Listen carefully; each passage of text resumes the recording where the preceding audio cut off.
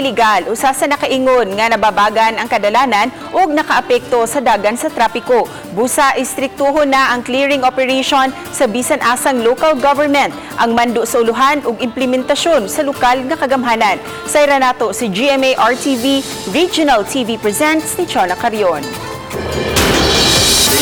And gentlemen, sa State of the Nation Address ni Presidente Rodrigo Duterte ni adtong Hulyo 22, iyang gimanduan ang local chief executives nga pahawanan ang National Highway ug ubang mga kalsada sa ilang tagsa-tagsa ka jurisdiksyon. Hawanan kini sa mga nagpataka og parking daplin sa daan ug mga istruktura nga nakababag o nakabalda sa dagan sa trapiko.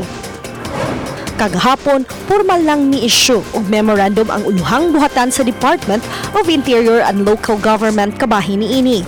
Ubos sa maong memorandum nga pinirmahan ni DILG Secretary Eduardo Anyo, gihatagan og 60 kaadlaw ang local chief executive pagpahigayon og clearing operations. Ang dili makatuman niini mamahimong masuspenso o matangtang sa katungdanan. Sa Talisay City, usa sa gitutukan ni Mayor Samsam Gulyas ang suliran sa trapiko sa Dakbayan.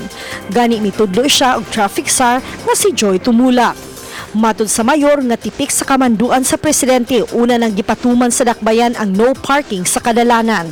Gani hugot na silang mipatuman sa clamping ordinance. timing sad kayo na during the day of the SONA gi-implement na sad sa tuang City Toda ang pag-clamping of illegal parking in the National Highway.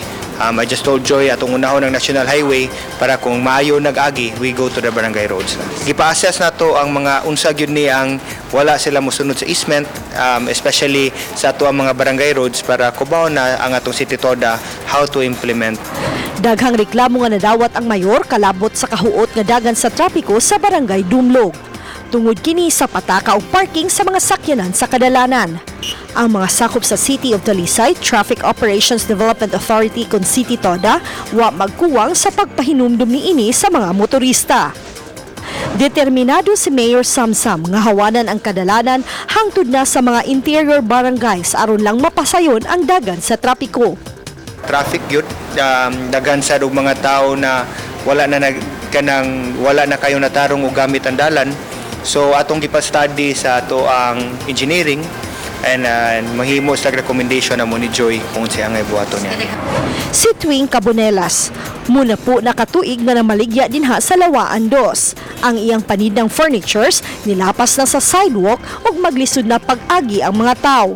Apan matod niya nga andam siyang mutuman kung unsay kamanduan. Amora nang isibog diri. Wala na'y problema. Ang pagpahapsay sa dagan sa trapiko dili lang responsibilidad sa naglingkod karon sa pangagamhanan. Unta ang matag usa kanato, mutuman lang sa lagda sa trapiko aron mahapsay ang tanan. Uban ni Marlon Melgaso, ako si Chona Carion ug kini ang akong short docu.